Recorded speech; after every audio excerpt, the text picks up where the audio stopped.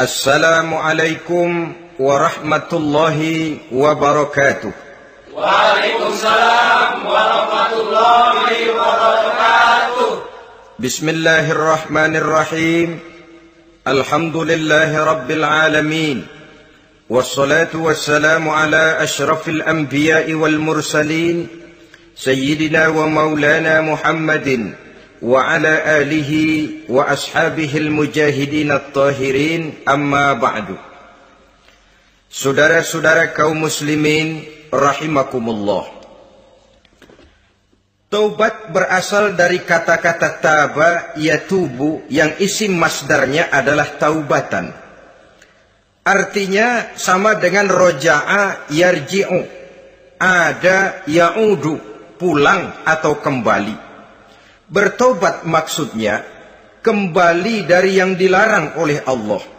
Kalau dalam perjalanan hidup ini kita suka menerjang larangan-larangan Allah, melaksanakan apa-apa yang dilarang olehnya, maka taubat artinya meninggalkan larangan-larangan itu dan kembali kepada apa yang diperintah oleh Allah Subhanahu wa taala. Kenapa taubat ini harus disegerakan? Karena makhluk bernama manusia ini sulit melepaskan diri dari dosa dan salah. Nabi bersabda, "Kullu bani Adam khatta'un wa khairul khatta'ina tawwabun." Setiap anak Adam, yakni setiap manusia, pasti mempunyai dosa dan kesalahan. Dan sebaik-baik orang yang mempunyai dosa dan kesalahan ialah orang yang segera bertaubat. Dengan kata lain, orang yang baik sesungguhnya bukanlah orang yang tidak punya salah, karena tidak ada orangnya yang tidak punya salah. Tetapi orang yang baik adalah orang yang apabila melakukan kesalahan, dia segera sadar, dijadikannya kesalahan itu sebagai pelajaran untuk tidak diulanginya lagi pada masa-masa yang akan datang. Inilah yang digambarkan oleh Allah Subhanahu wa taala dalam surah Ali Imran ayat 135. Walladzina iza fa'alu fahishatan, dan orang-orang yang apabila mereka terjatuh ke dalam perbuatan dosa, au zalamu anfusahum, atau berbuat zalim kepada diri mereka sendiri, dzakarullaha fastaghfaru lidzunubihim, mereka segera ingat kepada Allah dan memohon ampun terhadap dosa yang pernah mereka kerjakan. Saudara-saudara kaum muslimin rahimakumullah, sejak awalnya iblis memang sudah memproklamirkan diri di hadapan Allah Subhanahu wa taala. Apa kata iblis? Ya Rabbi wa izzatika la azalu aghwi bani Adam ma damat arwahuhum fi ajsadihim. Ya Allah, demi kemuliaanmu saya bersumpah, kata iblis, saya akan selalu memperdayakan anak-anak Adam. Saya akan selalu menggoda manusia selama ruh mereka masih ada di dalam jasad mereka. Jadi selama ruh masih ada di dalam jasad, selama itulah iblis akan selalu berusaha menggelincirkan manusia untuk jatuh ke tempat-tempat salah dan ke tempat-tempat dosa. Tetapi kemudian Allah juga memberikan jaminan. Allah menjawab proklamasi iblis ini, wa izzati wa jalali ya mal'un la azalu aghfiru lahum mastaghfaru. Demi kehormatanku, demi kemuliaanku, hai mal'un, hai yang terkutuk, hai iblis, kalaupun engkau selalu memperdayakan manusia, kalaupun engkau selalu menipu dan menggoda mereka sepanjang ruh mereka masih ada di dalam jasad, aku akan senantiasa memberikan ampun kepada mereka sepanjang mereka memohonkan ampun kepadaku.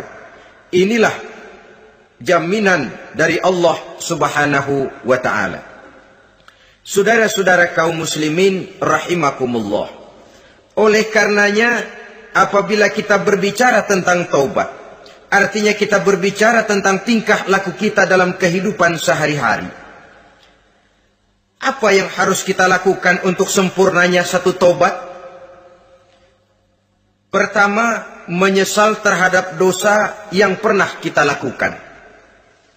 Kadang-kadang ada juga orang bertaubat Tapi bukan nyesal terhadap dosa yang dia kerjakan, malah puas katanya. Dia ngomong sama teman-temannya, saya dulu zaman muda sudah kenyang judi, kenyang zina, kenyang mabuk-mabukan, sudah puas. Sekarang tinggal benernya saja, saya sudah taubat. Taubatnya sih bagus, tapi puasnya itu yang jelek. Kenapa harus dikatakan puas? Bukan puas, menyesal. Menyesal saya dulu. Kenapa hanyut terjebak dosa? Kenapa tenggelam di meja judi? Kenapa tenggelam di minum-minuman keras? Kenapa hanyut kepada perbuatan munkar dan maksiat? Saya menyesal sekali. Menyesal diperintah dan bukan malah puas. Dari rasa menyesal ini nanti timbul hal yang kedua, yaitu berniat tidak akan mengulangi lagi perbuatan dosa. Kalau menyesal tapi masih diulangi lagi, itu belum taubat yang sebenarnya. Saya kapok, menyesal, tidak mau minum minuman keras lagi. Besok tidak ada minuman keras, malah pusing. Nyari ke sana kemari. Itu belum taubat yang sebenarnya. Jadi setelah menyesal, berniat tidak akan mengulangi lagi perbuatan dosa itu. Kalau menyesal tapi masih diulanginya lagi, itu sama saja dengan main-main. Saudara-saudara kaum muslimin rahimakumullah, barangkali itu yang orang namakan dengan taubat sambal namanya. Kita kalau makan nasi pakai sambal, pedesnya bukan main, repot, marah, ngomel. Gila, sambal pedes bukan main, taubat sama sambal. Taubat sama sambal katanya. Tapi 2-3 hari kemudian dia makan lagi, nggak ada sambal, nyari. Kemarin sudah taubat, 2 hari kemudian malah nyari. Ini bukan taubat yang sebenarnya. Penyesalannya tidak diiringi dengan berniat untuk tidak mengulangi perbuatan dosa itu selama-lamanya. Saudara hadirin, kita sudah taubat, tidak mau lagi minum minuman keras. Datang teman, minum ya? Nggak mau. Kenapa? Saya sudah taubat. Yang benar, benar. Kalau dibayarin, tahu dah. Jadi rupanya taubatnya itu cuma karena nggak ada yang bayarin. Begitu datang yang bayarin, berangkat lagi. Itu belum lagi merupakan taubat yang sebenarnya. Begitu juga kita taubat dari meja judi. Pada waktu sudah bures, bangkrut, habis-habisan, mungkin menyesal, mungkin bertaubat. Inilah akibatnya judi, rumah tangga berantakan, harta bures, anak terlantar, uang tidak ada. Taubat saya tidak mau lagi-lagi tenggelam di meja judi. Pada saat kondisinya bangkrut, itu yang diucapkan. Tapi 2-3 hari, 4-3 minggu, 1 bulan kemudian rezekinya banyak, makmur lagi, usahanya maju lagi, lupa lagi dia kepada ucapan sebelumnya, akhirnya sedikit demi sedikit tenggelam kembali di meja judi. Ini pun belum merupakan taubat yang sebenarnya. Jadi untuk sempurnanya taubat, yang pertama menyesal terhadap dosa yang telah dilakukan, yang kedua berjanji tidak akan mengulangi lagi, kemudian yang ketiga meninggalkan perbuatan jahat itu untuk selama-lamanya. Dengan kata lain, kalau memang taubat tidak mau minum lagi, talak 3 itu minuman keras. Kalau memang niat tidak akan berjudi lagi, talak 3 itu segala macam bentuk perjudian, meninggalkan perbuatan jahat. Yang keempat, menunaikan semua fardu dan kewajiban.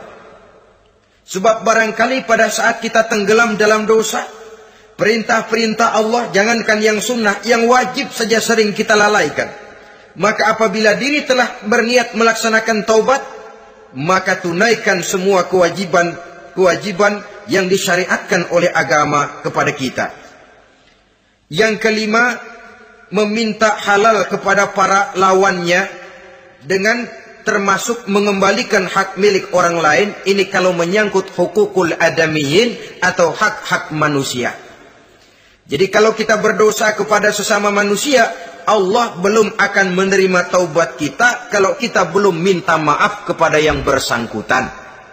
Adapun kalau kita sudah minta maaf tapi yang bersangkutan tidak mau memberikan maaf, itu urusan dia kepada Allah. Urusan kita adalah meminta maaf kepada yang bersangkutan.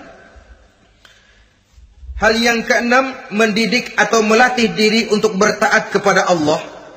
Sebagaimana kita dulunya telah melatih diri, memperturutkan diri untuk berbuat durhaka.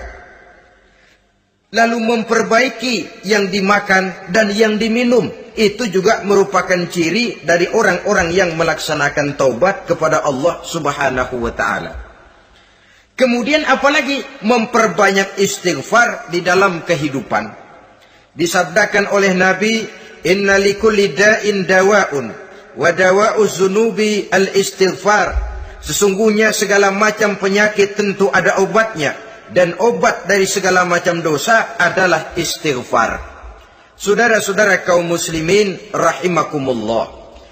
Jadi kalau yang terdahulu merupakan perbuatan-perbuatan konkret, maka yang terakhir ini taubat dalam bentuk ucapan berupa memperbanyak istighfar, memohonkan ampun kepada Allah Subhanahu wa ta'ala. Mari kita lihat. Dalam teladan hidup kita, manusia yang hatinya paling bersih tidak lain adalah Rasulullah sallallahu alaihi wasallam. Beliau sudah mendapat jaminan ampun dari seluruh dosa. Liyaghfir lakallahu ma taqaddama min zambika wa ma ta'akhkhar, kata Allah. Muhammad, dosamu yang dahulu, dosamu yang sekarang, dosamu yang akan datang jikalau memang ada, seluruhnya sudah mendapat jaminan ampun dari Allah. Tetapi coba lihat dari sejarah perjalanan hidup yang mulia ini. Sungguh pun beliau sudah nyata-nyata mendapat jaminan ampun dari Allah. Beliau mengatakan, ayyuhan nas, tubu ilallah, fa inni atubu fil yaumi mi'ata marrah. Wahai manusia, bertaubatlah kepada Allah. Maka sesungguhnya saya, kata beliau, dalam satu hari bertaubat 100 kali kepada Allah. Dalam riwayat yang lain, sab'ina marrah. 70 kali beliau mengucapkan istighfar minimalnya dalam sehari semalam. Orang yang sudah nyata-nyata mendapat jaminan ampun dari Allah ini, satu hari satu malam istighfarnya minimal 70 kali. Apatah lagi kita yang nyata-nyata belum mendapat jaminan ampun dari Allah. Di dalam satu hadis diriwayatkan bahwa iblis laknatullah alaih pernah berkata, ahlaktun nasa bizzunubi wal ma'asi. Aku rusak dan aku hancurkan kehidupan manusia dengan dosa dan dengan segala macam perbuatan maksiat. Iblis menghancurkan manusia dengan menanamkan kegemaran berbuat dosa dan menanamkan kesukaan untuk bergelimang dalam dunia maksiat. Tetapi kemudian iblis mengakui, wa ahlakuni bila ilaha illallah wal istighfar. Tetapi kemudian terbalik, manusia menghancurkan aku dengan kalimat la ilaha illallah dan dengan istighfar, yakni mengucapkan astaghfirullahalazim. Inilah senjata pemungkas menghadapi upaya iblis untuk menghancurkan manusia. Kalau iblis menghancurkan manusia dengan perbuatan dosa, dengan menenggelamkan manusia ke dalam perbuatan-perbuatan maksiat, hendaknya kita sadar. Pada saat kita terdorong untuk melakukan perbuatan dosa, kita lalu sadar inilah perangkap iblis untuk membinasakan saya. Pada saat kita terjebak ke dalam perbuatan maksiat dan munkarat, ingatlah baik-baik, inilah perangkap iblis untuk merusak dan membinasakan saya. Maka hancurkan perangkap iblis, hancurkan tipu daya dan usaha iblis itu dengan apa? Dengan kalimat la ilaha illallah dan dengan memperbanyak istighfar. Falamma ra'aitu dzalik, ketika aku lihat hal itu, kata iblis, mereka hancurkan kita dengan dosa dan maksiat, dan kita hancurkan mereka dengan la ilaha illallah dan istighfar. Diamkah iblis? Puaskah iblis? Ternyata tidak. Apabila aku lihat usaha manusia itu, ahlaktuhum bil huda, ahlaktuhum bil hawa, wahum yahsabuna annahum muhtadun. Apabila mereka hancurkan aku dengan la ilaha illallah dan istighfar, maka aku kembali menghancurkan mereka dengan mempergunakan hawa nafsu, sehingga mereka menyangka bahwa mereka adalah orang-orang yang mendapat petunjuk. Ditanamkan dalam diri kita perasaan bahwa kitalah orang yang paling benar. Itu pun tipu daya iblis. Maka orang pintar itu baik, tapi merasa pintar itu jelek. Orang benar itu bagus, tapi merasa benar itu tidak baik. Karena biasanya orang kalau sudah merasa benar, lalu cenderung untuk menganggap orang lain tidak benar. Kalau sudah begitu, dia akan mengklaim diri, sayalah orang yang paling benar, yang lain tidak benar semuanya. Itu termasuk perangkap iblis juga, setelah kita gempur mereka dengan kalimat tahlil dan dengan kalimat istighfar. Saudara-saudara kaum muslimin rahimakumullah, Allah Maha Pengasih dan Maha Penyayang. Ia akan mengampunkan perbuatan yang bersifat salah dari manusia. Hanya manusia saja yang kadang-kadang bodoh, tidak mau mengampuni dan memaafkan dirinya sendiri, dengan membiarkan dirinya terseret berlarut-larut dalam dosa tanpa keinginan untuk bertaubat. Sepanjang nafas belum sampai di tenggorokan, sepanjang matahari masih terbit di sebelah timur dan terbenam di sebelah barat, sepanjang itu Allah masih akan menerima taubat seorang hamba. Innallaha yaqbalu taubatal abdi ma lam yugharghir. Allah akan senantiasa menerima taubat seorang hamba sebelum nafasnya sampai di tenggorokan. Apabila nafas sudah sampai di tenggorokan, maka taubat sudah terlambat adanya. Lalu yang konkret di dalam kehidupan ini, apa ciri-ciri dari orang yang melaksanakan taubat itu? Seorang ahli hikmah berkata, pertama, orang yang taubat itu kelihatan bahwa dalam kehidupan ini dia mampu menjaga lidahnya dari ucapan yang berlebih-lebihan, dari ucapan yang tidak ada manfaatnya, dari ucapan yang mengandung dosa, namimah, mengadu domba, dan ucapan-ucapan yang merugikan orang lain. Orang yang taubat kelihatan dari lidahnya. Ini yang konkret. Yang kedua, orang yang taubat itu cirinya tidak ada lagi rasa dengki di hatinya. Tidak ada keinginan untuk membenci dan memusuhi orang lain. Kenapa? Dia sudah sibuk memikirkan kekurangan dirinya sendiri. Sehingga tidak ada waktu lagi untuk mengorek-ngorek, mencari-cari aib dan kekurangan pada diri orang lain. Ini makna ucapan Nabi, tuba liman syaghalahu aibuhu an uyubin nas. Beruntunglah orang yang kekurangan pada dirinya menyebabkan dia cukup sibuk sehingga tidak sempat mencari-cari dan mengorek-ngorek aib dan kekurangan orang lain. Berbeda dengan orang yang masih jauh dari sikap taubat. Selalu berusaha mencari dan mengorek-ngorek kekurangan orang lain, sementara aib dan kekurangan dirinya diumpetin. Ini namanya ilmu kancil. Orang lain disorotin, dia ngaling, ngumpet. Kerjaannya apa? Monten orang lain saja. Dia sendiri tidak mau diponten dan tidak mau memonten dirinya. Akibatnya apa? Sikap introspeksi tidak ada. Sikap mawas diri hilang. Sikap melihat, bercermin terhadap pribadinya sendiri hilang. Yang ada cuma menilai orang lain saja. Jadi adapun orang yang sudah bertaubat ini, di hatinya tidak ada dengki. Melihat orang lain mendapat nikmat, alhamdulillah, dia ikut bersyukur. Lain dengan orang yang jauh dari taubat. Tetangganya dapat nikmat, dia meriang. Tidak senang hatinya melihat orang lain senang. Orang melarat malah tepuk tangan. Saudara hadirin yang saya muliakan, orang yang semacam ini pada hakikatnya selalu disiksa oleh perasaannya sendiri. Kalau tetangganya yang kaya, ditanya kemana dukunnya. Tapi kalau tetangganya jatuh melarat, dia tepuk tangan, gembira bukan main. Lain dengan orang yang sudah bertobat, hasud itu hilang dari dirinya. So hasud inilah yang akan memakan kebaikan yang kita kerjakan. Kata Nabi, hasud itu bisa memakan kebajikan seperti api memakan kayu bakar. Allahu Akbar. Puasa kita, zakat kita, sholat kita, habis keropos dimakan oleh sifat hasud. Tidak terasa, tapi begitu kita punya sifat dengki kepada orang lain, maka solat kita dimakan oleh dengki tadi, puasa kita dimakan oleh dengki tadi, segala macam kebaikan yang kita kerjakan dimakan oleh si dengki tadi, seperti api memakan kayu bakar, cepat sekali. Itulah sebabnya bagaimanapun banyak kebaikan yang sudah kita kerjakan, jangan bangga dan jangan lalai. Sebaliknya, bagaimanapun besar dosa dan kesalahan yang pernah kita lakukan, jangan putus asa dari rahmatnya Allah Subhanahu wa ta'ala. Jadi yang kedua, ciri orang yang bertobat, di hatinya tidak ada dengki dan tidak ada rasa ingin memusuhi orang lain. Dia berhadapan dengan setiap orang dengan modal husnuzon, baik sangka kepada Allah. Tidak a priori.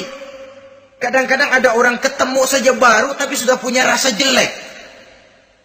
Diperturutkannya suuzonnya. Yang ketiga, ciri orang bertaubat itu menjauhkan diri dari pergaul dengan orang-orang jahat.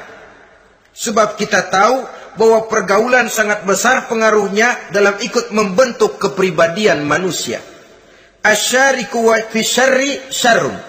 Bersekutu dengan kejahatan biasanya ikut jadi jahat. Walaupun secara langsung tidak melakukan kejahatan, tapi sudah termasuk dalam jamaah yang jahat juga namanya. Saudara-saudara kaum muslimin, bukan berarti orang yang taubat lalu tidak mau bergaul, itu juga mencerminkan keangkuhan diri. Bergaul dia bergaul, tetapi kepada orang-orang yang jahat, ia sekedar menghindarkan diri pergaulannya itu dari kejahatan yang bisa ditimbulkan oleh orang-orang jahat tadi. Ciri yang keempat dari orang yang bertaubat, dia mempersiapkan diri untuk menghadapi mati. Mempersiapkan diri. Sebagaimana kita tahu, kalau kita akan pergi ke luar kota, tentu kita membawa bekal. Makin jauh perjalanan, makin banyak bekal yang harus kita bawa. Hidup ini adalah perjalanan panjang yang kita juga memerlukan bekal dalam kehidupan. Orang yang bertaubat, orang yang mempersiapkan diri untuk menghadapi maut dan menghadapi hari-hari sesudah maut itu datang. Menghadapi kehidupan di alam barzakh, menghadapi kehidupan di alam akhirat dan selanjutnya. Dia mempunyai persiapan. Sehingga kapan maut datang, dia sudah punya persiapan lebih dahulu. Saudara, kalau kita siap dipukul orang, pada saat pukulan itu datang, rasanya sakitnya agak lebih kurang daripada kita tidak pernah siap untuk dipukul. Walaupun bobot pukulannya sama, tapi kita akan lebih punya daya tahan kalau kita sudah siap. Oleh karena itu, orang yang bertobat, orang yang mempunyai persiapan untuk menghadapi mati. Tidak hanya untuk menghadapi mati, tapi juga menghadapi hidup di seberang kematian nanti.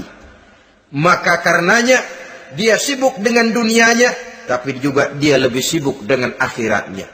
Dia tenggelam dalam berbagai macam kesibukan dunia, lain saat dia memfanakan diri untuk membekali diri menghadapi kehidupan sesudah hidup yang sekarang ini. Ciri-ciri ini tentu akan kelihatan dari gerak hidup seseorang. Saudara-saudara kaum muslimin rahimakumullah. Jadi dengan kata lain, kalau kita kembali kepada surah Ali Imran ayat 135 tadi, apabila dalam kehidupan terjebak kita kepada perbuatan dosa atau zalim kepada diri sendiri, zakarullah, segeralah mengingat Allah, fastaghfaru li dzunubihim, dan segera memperbanyak istighfar, memohon ampun kepada Allah Subhanahu wa taala, sebab dosa dalam Islam hanya bisa ditebus dengan taubat. Bukan dengan uang, bukan dengan beras, bukan juga dengan piagam. Dosa dalam Islam hanya bisa ditebus dengan melaksanakan taubat kepada Allah. Dan untuk bertaubat tidak usah ngulur waktu. Besok saja, bulan depan saja, tahun depan saja, nanti saja kalau sudah agak sedikit tua. Ibarat diri kita ini kaca. Kata Imam Ghazali, maka dosa adalah debu. Apabila kaca kena debu, sedikit nempel debu, lalu dilap, sedikit nempel debu, terus dilap lagi, insya Allah kaca akan tetap bersih. Tapi kalau kita menunggu debu sampai banyak, apalagi sampai berurat, berkarat, nanti akan sulit membersihkannya. Demikian hati manusia itu.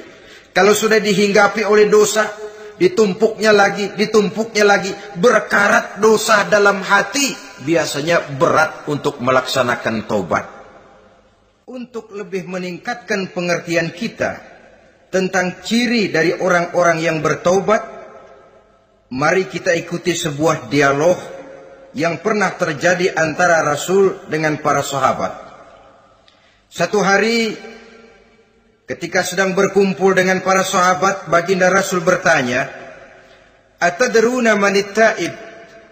Saudara-saudara, tahu enggak saudara-saudara, siapa sebenarnya orang-orang yang bertaubat itu?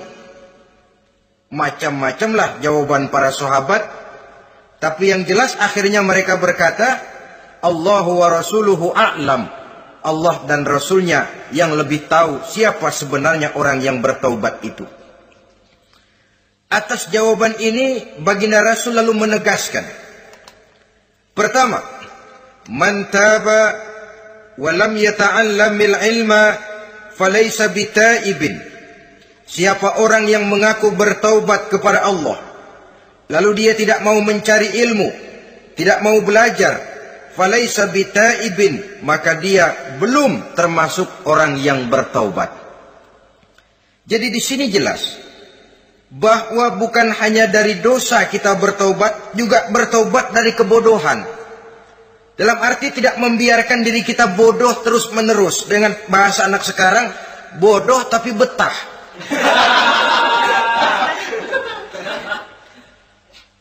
Orang yang mengaku bertaubat tapi tidak menggali ilmu, tidak mau belajar, tidak mau mencari ilmu, tidak hadir di mana majelis taklim, belum dianggap taubat yang sebenarnya.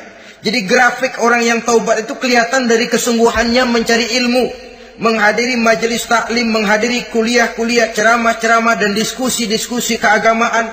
Rakus dia dengan ilmu pengetahuan agama, sehingga dengan ilmunya taubatnya semakin mantap. Ini ciri yang pertama. Lalu beliau bersabda lagi, wa man taba wa lam yazdad fil ibadati falaysa bitaibin. Barang siapa yang mengaku bertaubat tapi ibadahnya tidak tambah-tambah, maka dia belum termasuk orang yang taubat. Orang yang bertaubat ada grafik peningkatan ibadahnya. Jadi kalau mulutnya taubat, minta ampun, tapi ibadahnya gitu-gitu aja, belum merupakan taubat yang sebenarnya. Jadi pada saat dia melaksanakan taubat, memproklamirkan diri untuk kembali ke jalan Allah, nilai ibadahnya meningkat.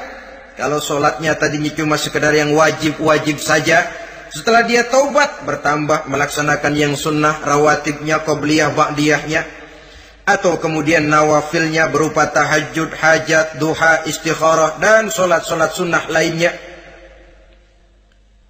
Jadi kelihatan dari peningkatan ibadahnya. Ini ciri yang kedua. Yang ketiga kata Nabi lagi, wa man taba wa lam yardal khusama falaysa bitaibin.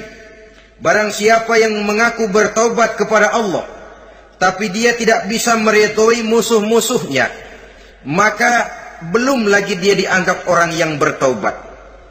Meridhoi, memaafkan musuh. Saudara, memberi maaf itu lebih sulit daripada minta maaf. Tapi memberi maaf lebih mulia daripada minta maaf. Minta maaf gampang, memberi maaf yang sulit.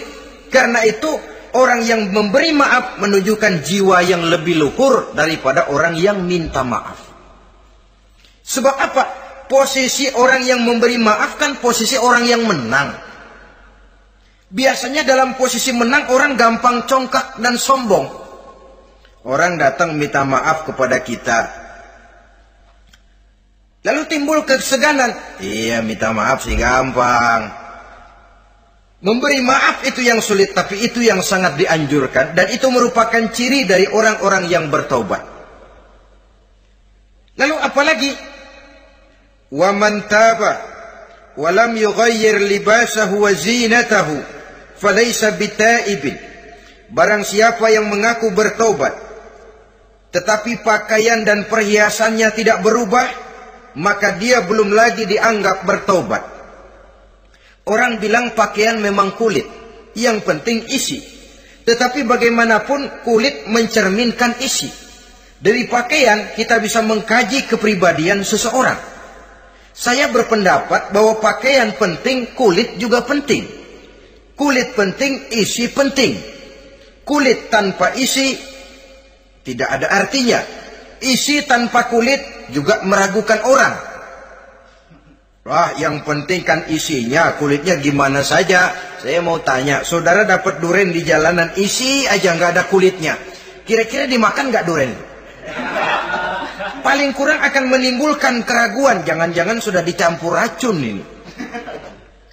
Jadi dengan demikian orang yang bertaubat ini kelihatan dari cara berpakaian, cara berhias diri, tidak over. Dia kembali kepada fungsi berpakaian. Dalam Islam kan sesungguhnya fungsi pakaian itu yang paling utama. Pertama, nutup aurat. Itu ukurannya. Yang kedua, pantas. Yang ketiga, baru soal mode. Di zaman kita sekarang terbalik. Mode nomor 1. Pantas belakangan, nutup aurat apa tidak nomor 16.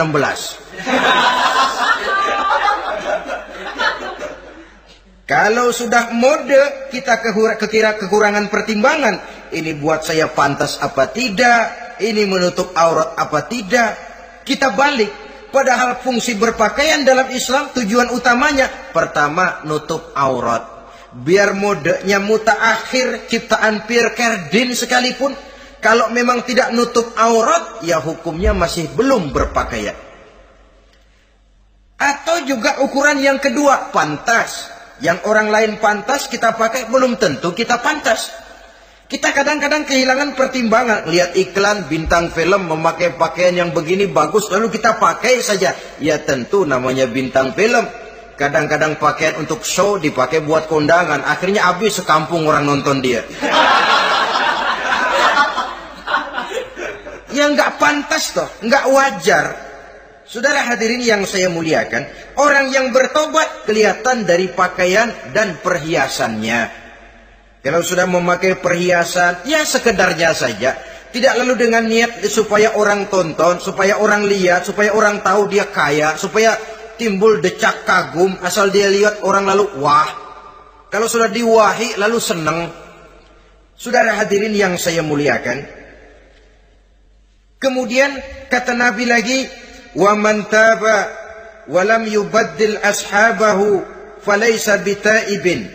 Siapa yang mengaku bertaubat tapi pergaulannya dari itu ke itu saja, seperti itu juga, tidak mengalami perubahan, maka dia belum lagi dianggap bertaubat. Kalau taubat kita dari judi, jangan bergaul lagi dengan penjudi.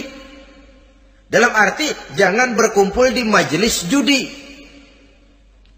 Ah, saya sih udah tobat nggak main judi, tapi ngumpulnya di situ terus. Ya bagaimana? Pada akhirnya tuh akan terseret juga.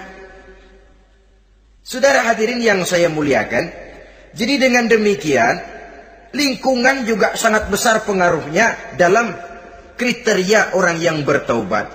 Selanjutnya Nabi bersabda, wa man taba wa lam yughayyir khuluquhu falaysa bitaibin. Siapa yang mengaku bertaubat tapi akhlaknya, budi pekertinya tidak mengalami perubahan, maka orang itu pun belum dianggap bertaubat. Ini juga konkret. Orang yang bertaubat kelihatan dari akhlaknya. Kalau kemarin sama orang tua songong, kurang ajar, nyelongcong, maka setelah taubat dia berakhlak kepada orang tua. Kalau kemarin kepada anak muda menindas, tidak senang kepada anak muda yang maju, setelah dia taubat dia bisa menyayangi kepada anak-anak muda. Akhlak ini lain dengan adat, istiadat. Adat biasanya hanya memandang yang lahir, sedangkan akhlak zahir batin dipandang. Contoh, seorang anak muda kalau lewat di depan orang tua membungkukkan badan, menurut adat dia sudah sopan. Tapi menurut akhlak belum tentu berakhlak. Tergantung kepada niatnya apa membungkukin badan. Permisi apa ngina. Kan mungkin saja orang membukukan badan lewat di depan aki-aki karena menghina, sebab aki-aki itu badannya udah bungkuk. Jadi gerakan zahir yang baik yang diiringi dengan niat yang baik, itulah cerminan daripada akhlak. Kalau adat terlepas dari soal niat, asal zahirnya sudah oke, menurut adat, oke dia beradat. Niatnya apa? Adat tidak pernah menilai. Maka orang yang bertaubat pun kelihatan dari akhlaknya, dan akhlak itu adalah keseluruhan tingkah hidup manusia. Cara berjalan ada akhlak, cara makan ada akhlak, cara duduk ada akhlak, cara tidur ada akhlak. Sehingga pantas ketika Siti Aisyah ditanya, Aisyah, Rasulullah itu akhlaknya apa sih? Beliau menjawab, karena Rasulullah khuluquhul Quran. Rasulullah itu akhlaknya Quran. Sehingga di kalangan ilmuwan lalu ada ungkapan bahwa Nabi Muhammad adalah Quran berjalan. Maksudnya seluruh konsepsi Quran sudah diterjemahkan dalam kehidupan Nabi. Maka tidak heran kalau Islam mengatur kehidupan manusia sejak yang sekecil-kecilnya sampai yang sebesar-besarnya. Cara berpakaian ada akhlaknya, kan begitu toh dalam Islam. Saudara diri di depan kaca, ngaca, ada akhlaknya, ada bacaannya. Allahumma kama hasanta khalqi fahasin khuluqi. Sampai saudara masuk ke dalam WC sekalipun ada akhlaknya. Karena akhlak adalah keseluruhan gerak hidup manusia. Orang yang bertobat kelihatan dari perubahan akhlaknya. Kemudian beliau bersabda, "Wa man taba wa lam yatwi firashahu wa bisatahu falaysa bitaibin." Siapa orang yang mengaku bertaubat tetapi dia tidak menggulung tempat tidur dan spraynya, maka dia belum dianggap bertaubat. Ini bahasa kinayah. Menggulung spray, melipat tempat tidur artinya lebih banyak ibadahnya daripada tidurnya. Kalau ngaku taubat tapi sehari 24 jam, 22 jam tidur, cuma 2 jam ibadah, ya belum mencapai kriteria itu. Dengan kata lain, orang apabila sudah memproklamirkan diri untuk taubat, menyingsingkan lengan baju, melipat spray, menggulung tempat tidur. Bukan berarti dia tidak tidur-tidur, tetapi bersiap diri untuk melaksanakan ibadah yang pada saat dia terjebak dalam dosa, sudah banyak ibadah yang ditinggalkannya. Saudara-saudara kaum muslimin rahimakumullah. Kemudian beliau bersabda pula, "Wa man taba wa lam yatasaddaq falaysa bitaibin." Barang siapa yang mengaku bertobat, kemudian dia tidak menyedekahkan karunia yang diberikan Allah kepadanya, maka taubatnya belum lagi dianggap taubat yang sebenarnya. فَمَنِ اسْتَبَانَ مِنَ الْعَبْدِ هَذِهِ الْخِصَالِ فَهُوَ تَائِبٌ حَقًّا. Apabila nyata tanda-tanda ini pada diri seorang hamba, maka barulah taubatnya dinamakan taubat yang sebenarnya. Jadi untuk taubat itu ada 2 jalan yang bisa kita tempuh. Pertama, taubat dengan lisan, taubat dengan ucapan. Dalam artian apa? Memperbanyak istighfar. Istighfar yang mana? Yang mana yang mungkin saja. Kalau waktunya sempit, ya istighfar yang pendek-pendek. Astaghfirullah, astaghfirullah, astaghfirullah.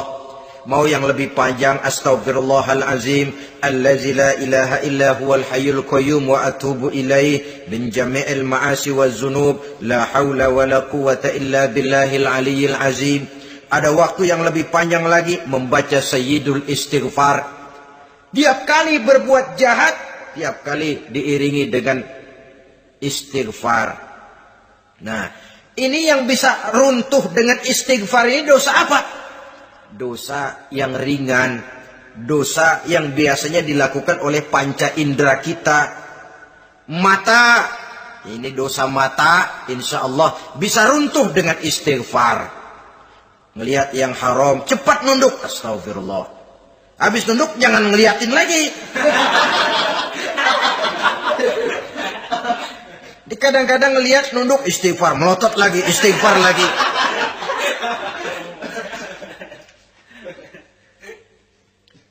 Saudara hadirin yang saya muliakan, Kata Imam Ali, nazratul ula laka wasaniyatu alaika. Ini dalam menjaga mata. Pandangan pertama rezekimu, kelihatan, namanya kelihatan kan rezeki. Pandangan pertama rezekimu, ulangannya dosamu. Ulangannya ini yang bisa membawa dosa. Dosa karena lidah, mengucapkan kata-kata yang menyakitkan orang. Dengan istighfar, insya Allah runtuh. Adapun dosa-dosa besar lainnya, tentu harus dengan perbuatan. Tidak cukup dengan sekedar istighfar saja. Perbuatannya apa? Itulah seperti yang sudah saya sampaikan pada ciri-ciri orang yang bertaubat tadi. Oleh karenanya, beruntunglah kita masih diberikan umur oleh Allah. Sehingga segala dosa dan kesalahan yang kita lakukan, kita masih punya kesempatan untuk mengadakan pemutihan, bertaubat kepada Allah. Nah, apa kemudahan yang diberikan Allah kepada orang yang melazimkan istighfar di dalam hidupnya? Pertama, kata Nabi, man lazimal istighfar, siapa orang yang melazimkan, membiasakan diri istighfar, diberikan keistimewaan oleh Allah. Pertama, ja'alallahu lahu min kulli dhiqin makhraja. Allah akan memberikan jalan keluar untuknya dari segala macam kesulitan. Hidup ini kan problem. Makin tinggi status sosial, makin banyak urusan. Urusan akan selesai apabila hidup di dunia selesai. Kita menyangka orang lain lebih enak dari kita, padahal tiap orang punya urusan. Yang namanya enak barangkali persis seperti pelangi biang lala itu. Tidak pernah di atas kepala kita, di atas kepala orang lain saja. Begitu kita memandang keenakan dalam hidup ini. Petani bilang pedagang enak, pedagang bilang petani enak. Tapi begitulah keenakan itu. Orang yang melazimkan istighfar, dia akan diberikan jalan keluar dari segala macam kesulitan. Menurut perhitungan otak, didlek, buntu, tidak sanggup lagi, entah bisa terwujud dan terlaksana. Allah memberikan jalan keluar dari segala kesulitan. Saudara, kalau Allah sudah memberikan jalan keluar dari kesulitan, siapa lagi yang bisa bikin sulit kita? Kalau Allah yang memberikan jalan keluar, everything is running well katanya. Semua urusan bisa jalan dengan lancar. Tapi tanpa istighfar, jauh kita dari Allah. Jalan yang sudah lapang pun bisa jadi sempit. Urusan yang sudah nyata akan selesai pun bisa jadi injelimet. Dan jalan yang tadinya tidak berliku-liku pun bisa berliku-liku. Ini faktor yang di luar perhitungan matematis. Kita tidak mampu, Allah maha mampu. Menurut akal kita tidak mungkin. Kalau Allah mau, tidak ada yang tidak mungkin. Saudara-saudara, ini fasilitas pertama. Orang yang gemar istighfar diberikan jalan keluar dari segala macam kesulitan. Yang kedua, wa min kulli hammin faraja, diberikan kegembiraan dari setiap kesusahan yang dihadapinya. Ada saja faktor-faktor yang mendatangkan kegembiraan, yang mendatangkan refreshing di dalam kehidupannya, sehingga dia tidak lalu merasa jalannya buntu, tidak merasa kesulitannya tidak pernah terselesaikan. Dan yang ketiga, fasilitas yang diberikan Allah kepada orang yang gemar istighfar, wa razaqahu min haitsu la yahtasib. Allah akan memberikan kepada mereka rizki dari jalan yang tidak pernah mereka sangka-sangka, dari jalan yang tidak pernah mereka perkirakan sebelumnya. Saudara-saudara kaum muslimin rahimakumullah, inilah fasilitas ketiga yang diberikan Allah kepada orang yang gemar istighfar. Rizkinya datang dari jalan yang tidak disangka-sangka. Sebab rizki ini juga termasuk hal gaib. Dan jangan lupa, ar-rizku bimakna al-ata hissiyan kana au maknawiyan. Rizki adalah pemberian, baik yang konkret maupun yang abstrak. Kita sering membatasi pengertian rezeki, maka rezeki kita jadi sering terbatas. Menurut kita kan yang namanya rezeki cuma duit saja. Kalau bukan duit, bukan rezeki. Padahal semua karunia Allah itu rezeki. Umur, rezeki. Istri, rezeki. Anak, rezeki. Pangkat dan jabatan, rezeki. Termasuk duit juga rezeki. Tapi dalam kebiasaan kita, rezeki cuma duit. Begitu duit seret, kita anggap rezeki macet. Maka akhirnya kita tidak bersyukur kepada Allah. Padahal mungkin di sektor duit macet, tapi rezeki dari segi lain, ilmu barangkali tambah, wibawa naik, pangkat naik, anak tambah, itu juga merupakan rezeki. Saudara-saudara kaum muslimin rahimakumullah, orang yang gemar istighfar ini diberikan rezeki dari jalan yang tidak disangka-sangkanya. Dibukakan perbendaharaan Allah untuknya. Sehingga rezekinya datang dari cara yang tidak disangka-sangka. Allah Maha Kaya. Kalau dia mau, la mani'a lima a'taita wa la mu'tiya lima mana'ta. Tidak satu kekuatan pun yang mampu mencegah apa yang hendak diberikan Allah. Dan tidak satu kekuatan pun yang sanggup memberikan apa yang dicegah oleh Allah Subhanahu wa ta'ala. Ini keistimewaan yang diberikan Allah kepada mereka yang gemar beristighfar di dalam kehidupan ini. Jangan lagi berpikir, gue sih nggak punya dosa, istighfar amat. Sombong, saudara-saudara. Manusia itu lebih baik merasa banyak dosa daripada merasa tidak punya dosa. Tanda orang bahagia, kata Nabi 4. Pertama, orang yang selalu ingat kepada kesalahan yang pernah dia lakukan. Itu orang bahagia. Selalu ingat kepada kesalahan yang pernah dilakukannya. Sehingga pada saat akan melakukan kesalahan yang baru, dia mikir-mikir. Dosa gue yang kemarin udah 3 keranjang, nih nambah lagi. Ingatannya terhadap kesalahan yang lalu akan merupakan langkah preventif yang mencegah dirinya untuk tidak menambah kesalahannya. Orang bahagia, orang yang selalu ingat kesalahan yang pernah dia lakukan, terbayang di pelupuk mata, bukan ngumpet-ngumpetin dosa. Sebab apa yang mau kita umpetin di hadapan Allah? Yang kedua, tanda orang bahagia itu orang yang selalu melupakan kebaikannya. Kalau dia berbuat baik, dia lupakan. Dia anggap dirinya belum pernah berbuat baik. Sehingga di mana ada kebaikan dia tidak bisa ikut, dia merasa sangat rugi. Sebab dia anggap dirinya belum pernah berbuat baik. Yang ketiga, tanda orang bahagia, dalam urusan dunia dia lihat ke bawah. Sehingga timbul rasa syukurnya. Bahwa kalau dia sengsara masih banyak yang lebih sengsara dari dia. Bahwa kalau dia miskin masih jauh lebih banyak yang miskin dari dia. Bahwa kalau dia menemui kesulitan masih banyak yang jauh lebih sulit dari dia. Dengan cara itu jiwanya akan lapang, hidupnya akan tenang, dan dia tidak pernah ingkar kepada nikmat yang diberikan Allah. Sebaliknya yang keempat, tanda orang bahagia itu dalam urusan akhirat dia lihat ke atas. Dunia lihat yang bawah, akhirat lihat yang atas. Kalau dia bisa sholat, kenapa saya tidak? Kalau dia sanggup puasa, kenapa saya tidak? Kalau dia bisa baca Quran, kenapa saya tidak? Timbul panas, nyontoh ibadah mendatangkan kebahagiaan. Rakus ibadah malah dianjurkan. Rakus dunia malah tercela. Nah, lawanannya orang celaka, saudara-saudara. Orang celaka juga tandanya 4, lawanan yang tadi itu. Pertama, orang yang selalu melupakan kesalahannya. Kalau berbuat dosa, lupa, sok bersih. Alah, dosa gue mah dikit. Saudara hadirin yang saya muliakan, orang yang selalu melupakan kesalahan, menganggap dirinya bersih, akhirnya kalau ingin berbuat dosa nggak mikir-mikir. Tidak ada lagi yang ditimbang-timbang. Selanjutnya, yang kedua, orang celaka itu orang yang selalu mengingat kebaikannya.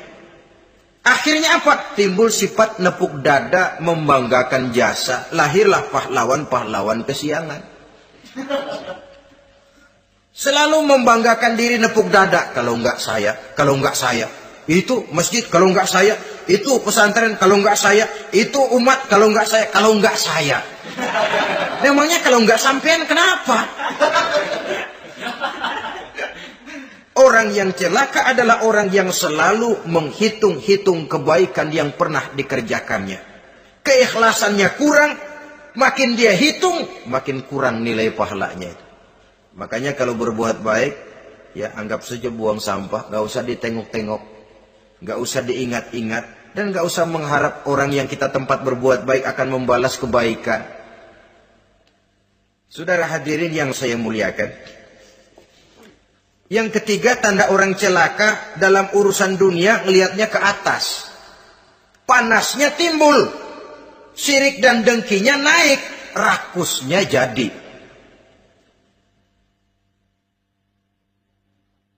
Timbul sifat panasnya itu, tidak mau ngerti. Kalau tetangga saya bisa beli kulkas, kenapa saya tidak? Kalau tetangga saya bisa beli motor, kenapa saya tidak?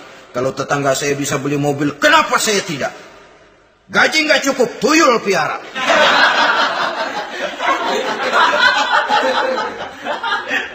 Orang itu kalau sudah didorong oleh rakus kan bisa jadi menghalalkan segala macam cara untuk mencapai tujuan. Dibakar oleh sifat tamak dan rakus bin serakah.